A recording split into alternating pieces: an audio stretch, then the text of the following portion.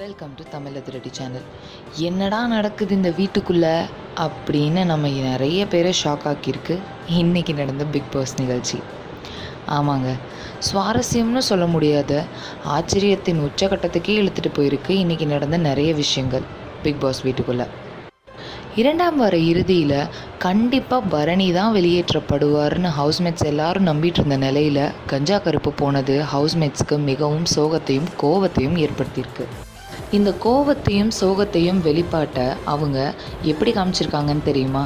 பரணியை முதல்ல கொஞ்சம் கொஞ்சமாக புறக்கணிச்சிட்டு இருந்தவங்க இன்றைக்கி எல்லாரும் ஒட்டு மொத்தமாக எல்லாருமே அவரை முழுக்கவே புறக்கணிச்சிட்டாங்க. ஒரு வீட்டில் 13 பேர் ஒரு பக்கமும் ஒருத்தர் மட்டும் ஒரு பக்கமும் இருந்தால் எவ்வளவு கஷ்டமாக இருக்குமோ அவ்வளவு கஷ்டத்தையும் அனுபவித்தார் இன்றைக்கி பரணி. அவர்னால் முடியாத பொழுதுல தான் அவர் பிக்பாஸ் கிட்டே போய் தன்னோட ஹெல்ப்புக்காக அவரை கூப்பிடுறாரு. ஆனால் பிக்பாஸ் ரொம்ப நேரம் ஆகியும் அவர்கிட்ட எந்த தொடர்பும் கொள்ளாதனால இதுக்கு மேலே என்னால் முடியவே முடியாதுன்னு தலை வலிக்குது, நாக்கு வரழுது, என்னால் சுத்தமாக முடியாது, நான் இங்கே இருந்தால் எனக்கு என்னமாவது ஒன்று ஆகிடும் அப்படின்ற நினப்பில் பரணி ஒரு கட்டத்துக்கு மேலே தாங்கவே முடியலைன்னு ஸ்மோக்கிங் ரூம் ஜன்னல் மேலே ஏறி இந்த வீட்டை விட்டு நான் கிளம்ப தான் போகிறேன் அப்படின்னு மேலேயே ஏறிட்டார். கிட்டத்தட்ட 3/4 மணி நேரத்துக்கு அப்புறமா தொடர்பு கொண்ட பிக்பாஸ், நீங்கள் இறங்குங்க, இப்படி செய்யாதீங்கன்னு 1000 தடவை சொல்லி பார்த்தோம். ஏன்னா நீங்கள் கன்வின்ஸ் பண்ண ட்ரை பண்ணாதீங்கன்னு பரணி எவ்வளவோ சொல்லி பார்த்தார். ஆனால் எவ்வளவோ சொன்னதுக்கப்புறமா பரணி இறங்கி வந்து கன்ஃபெஷன் ரூம்குள்ளே வந்த பரணி, என்னால் இதுக்கு மேலே முடியவே முடியாது பிக்பாஸ், இவங்க எல்லாரும் என்னை ஏன் இப்படி பண்ணுறாங்க, எவ்வளோ கஷ்டமாக இருக்குன்னு தெரியுமா, முதுகுக்குள்ளே வலிக்குது, எனக்கு அது பண்ணுது இது பண்ணுதுன்னு ரொம்பவே அவரோட கஷ்டங்களை சொல்லி அழுதார். எல்லாத்தையும் கேட்ட பிக்பாஸ், சரி விடுங்க, நான் உங்களோட பிரச்சனையை தீர்த்து வைக்கிறேன், முதல்ல நீங்கள் லிவிங் ஏரியாவில் போய் இருங்க அப்படின்னு சொல்லவும் எல்லாரையும் லிவிங் ஏரியாவில் கொஞ்சம் நேரத்தில் அசெம்பிள் பண்ணார் பிக்பாஸ். அசெம்பிள் பண்ணதுக்கப்புறம் பிக்பாஸ் சொல்லியிருக்காரு, அதாவது பிக்பாஸ் ஹவுஸ்குள்ளே வரும்பொழுது நீங்கள் சில ரூல்ஸ் அண்ட் ரெகுலேஷன்ஸை சைன் பண்ணதுக்கப்புறம் தான் வந்திருக்கீங்க. அந்த ரூல்ஸை உடைக்க வழியாக இன்றைக்கி பரணி நடந்துக்கிட்டது கண்டிப்பாக தண்டனைக்குள்ளாக வேண்டியது தான். அதனால் பரணியை இன்றைக்கி வீட்டை விட்டு வெளியேற்றுறோம், பரணி நீங்கள் என்ட்ரன்ஸ் கிட்டே போய் நில்லுங்கன்னு சொல்லவும் ரொம்பவே ஹாப்பின்னு சொல்ல முடியாத ஒரு நிம்மதியான நிலையில் பரணி வீட்டை விட்டு வெளியேற போனார். ஆனால் அப்பையும் ஒரே ஒரு நிமிஷம் பிக்பாஸ் அப்படின்னு திரும்பி வீட்டுக்குள்ளே வந்தவர் யாருக்காவது குட் பை சொல்ல போகிறாருன்னு நினச்சிட்டு இருந்த நிலையில் போய் அவர் பெட்டுக்கிட்ட இருந்த முருகன் சிலையும் முருகன் படத்தையும் மட்டும் எடுத்துகிட்டு வெளியில் போயிட்டார். ஜூலி எல்லாரும் நினச்ச மாதிரி ஒரு பாயோ ஒரு குட் பை எதுவுமே சொல்லாத நிலையில், ஹவுஸ்மேட்ஸ் எல்லாரும் அமைதியாக இருந்த நிலையில் ஓவியா மட்டும்தான் குட் பை பரணி அப்படின்னு சொன்னாங்க. ஆனால் பரணி அதை எதையுமே கேட்குற நிலமையில் அவர் இல்லை. ஸோ ஆக மொத்தத்தில் பரணி பிக்பாஸில் 100 நாள் கொண்ட இந்த பயணத்தை அவர் இன்றைக்கி இந்த வீட்டில் இப்படி தான் முடிச்சுக்கிட்டாரு. பரணியோட இந்த முடிவை தொடர்ந்து ஆச்சரியம் முடிஞ்சிடலங்க, அடுத்த ஆச்சரியத்துக்குள்ளே இருக்கிறவங்க ஜூலி தான். பிக்பாஸோட வீட்டில் ஆரம்பத்திலேருந்தே ஜூலியை நிறைய பேருக்கு பிடிக்கலை. அவங்களுடைய செயல்பாடுகளும் நிறைய பேருக்கு கோவத்தையும் எரிச்சலையும் உண்டாக்குச்சு. அதில் முக்கியமானவங்க ஆர்த்தி. இன்றைக்கி ஆர்த்திக்கு ரொம்பவே கோவம் வந்துருச்சுங்க. ஏன்னு பார்க்குறீங்களா? எல்லாரும் பரணியை சொல்லியிருந்தாலும் பரணி ஆரம்பத்துலேருந்தே சப்போர்ட்டிவாக இருந்தது ஜூலிக்கு மட்டும்தான். நீ என் தங்கச்சின்னு அவர் ஆரம்பத்துலேருந்தே சொல்லிட்டு இருந்தார். ஆனால் அப்படிப்பட்ட பரணியை வீட்டில் எல்லாரும் பேசியிருந்தாலும் அண்ணன்னு சொல்லி நீயும் பேசியிருக்கலாமா? முக்கியமாக பொண்ணுங்களாக அவர் தப்பாக பார்க்குறாருன்ற கஞ்சா கருப்புடைய பேச்சையும் உண்மைன்னு நம்புகிற மாதிரி இவங்களும் பேசினாங்க.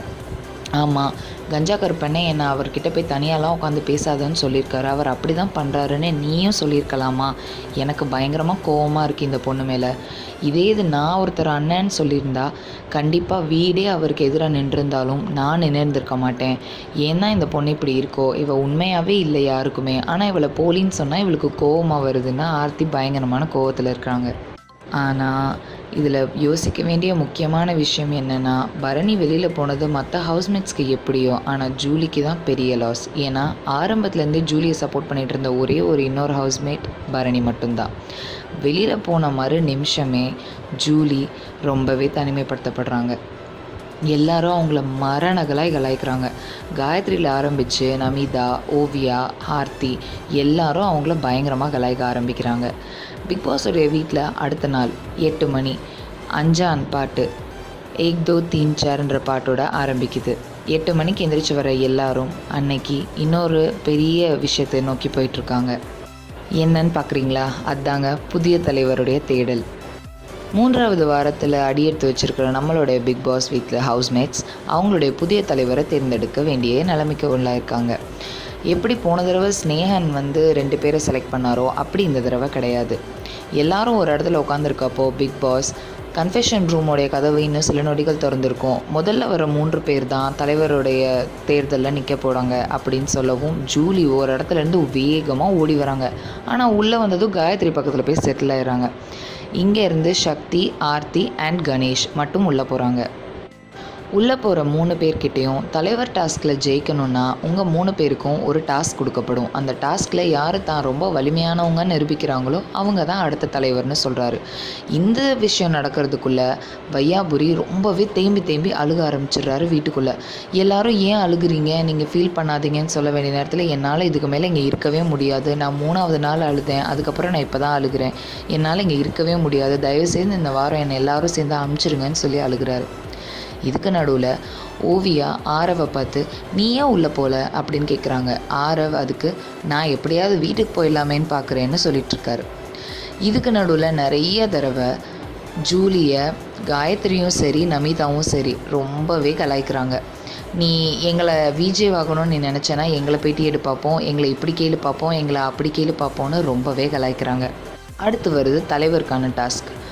கார்டன் ஏரியாவில் 3 கம்பங்கள் நின்றுட்டுருக்கு. அதில் ஒரு பக்கம் ஒரு பெரிய மூடையும் இன்னொரு பக்கம் வெறும் கயிறும் இருக்குது. இவங்களுக்கு கொடுக்கப்பட்டிருக்க டாஸ்க் என்ன அப்படின்னா, இவங்களை வலிமையாக நிரூபிக்கணும்னா 2 கையால் அந்த மூட்டையை யார் வேணாலும் நிறுத்திக்கலாம். ஆனால் அதை ரொம்ப நேரம் நிறுத்துறது ஒரு கையால் மட்டும்தான் நிறுத்தணும்.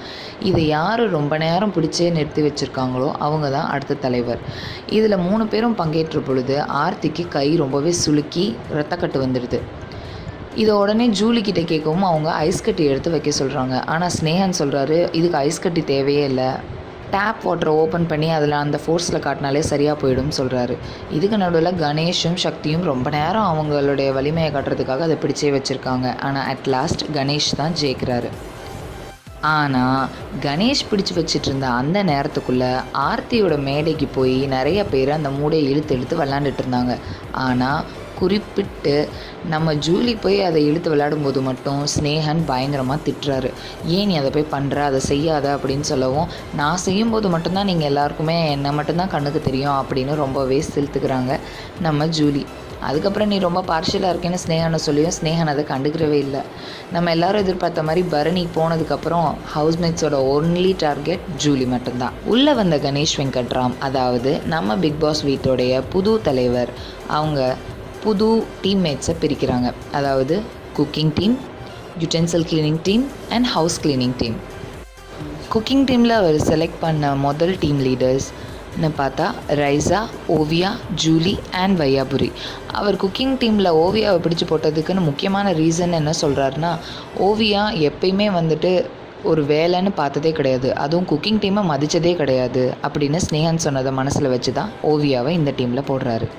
இந்த டீமுக்கான கேப்டன் அவர் ரைசாவை செலக்ட் பண்ணியிருக்காரு. அடுத்ததான் அவர் பிரித்த டீம் தான் யுட்டென்சில் கிளீனிங் டீம். இந்த டீமுக்கு கேப்டனாக காயத்ரியை போட்டிருக்காரு. இந்த டீமில் 2 பேர், காயத்ரி ரகுராமும் ஆரவும். அடுத்தது அவர் பிரித்த டீம் ஹவுஸ் கிளீனிங் டீம். இந்த டீமில் இருக்கிற மெம்பர்ஸ் பார்த்திங்கன்னா ஆர்த்தி, நமிதா, சக்தி அண்ட் ஸ்னேகன். இவங்களோட டீம் லீடராக இவர் சூஸ் பண்ணியிருக்கிறது சக்தியை. இதுக்கப்புறமா கொஞ்சம் நேரம் கழித்து வெளியில் உட்காந்து பேசுகிற ஸ்னேகனும் கணேஷ் வெங்கட்ராமும் ஓவியாவை பற்றி பேசுகிறாங்க. ஸ்னேகன் அவர் குக்கிங் டீமில் இருந்தப்போ அவர் அனுபவித்ததெல்லாம் சொல்கிறார்.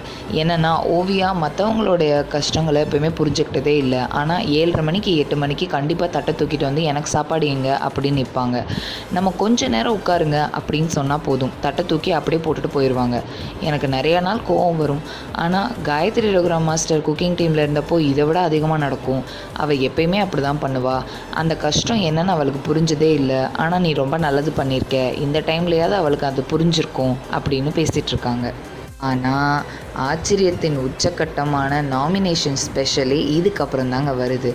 எல்லாரையும் லிவிங் ரூமில் அசெம்பிள் பண்ண வைக்கிற பிக் பாஸ் எல்லாரையும் ஒவ்வொருத்தரையாக கன்ஃபெஷன் ரூம்குள்ளே போய் ஒவ்வொருத்தரையாக நாமினேட் பண்ண சொல்கிறாரு. அதாவது கணேஷ் வெங்கட்ராம் தலைவராக செலக்ட் ஆகிருக்கனால அவரை தவிர மற்ற எல்லாரையும் 2 பேராக நாமினேட் பண்ண சொல்லியிருக்காங்க.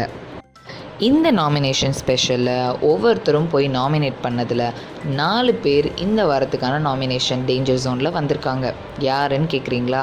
வையாபுரி, ஆர்த்தி, ஜூலி அண்ட் ஓவியா. இவங்க 4 பேரும் இந்த வாரத்தோட டேஞ்சர் ஜோனில் டைரெக்டாக வந்துட்டாங்கங்க. எல்லாரும் நாமினேட் ஆன விரக்தியில் பேசுவாங்க நம்ம எதிர்பார்ப்போம். ஆனால் உள்ளே வந்த ஆரத்தி மட்டும் கேமராவை பார்த்து, இங்கே இருக்கிற 10 மாமியார்களுக்கும் நான் ஒரே ஒரு செல்ல அன்பான மருமக, என்னை மட்டும் நீங்கள் வெளியிலேருந்து இங்கேருந்து தூக்கிடாதீங்க. ஏன்னா நானும் இங்கேருந்து போயிட்டேன்னா இவங்களோட குடும்பியை யாரும் பிடிக்க முடியாது. அதுக்காகவாது எனக்கு ஓட் பண்ணுங்க அப்படின்னு எல்லாருக்கிட்டையும் கெஞ்சிருக்காங்க. மேலும் இது போன்ற சுவாரஸ்யமான வீடியோஸ்களுக்கு தமிழ் அதிரடி சேனலை மறக்காமல் சப்ஸ்கிரைப் பண்ணுங்கள். எங்களோட எல்லா புது அப்டேட்ஸ்களையும் பெறுறதுக்கு பெல் பட்டனை மறக்காமல் ப்ரெஸ் பண்ணுங்கள்.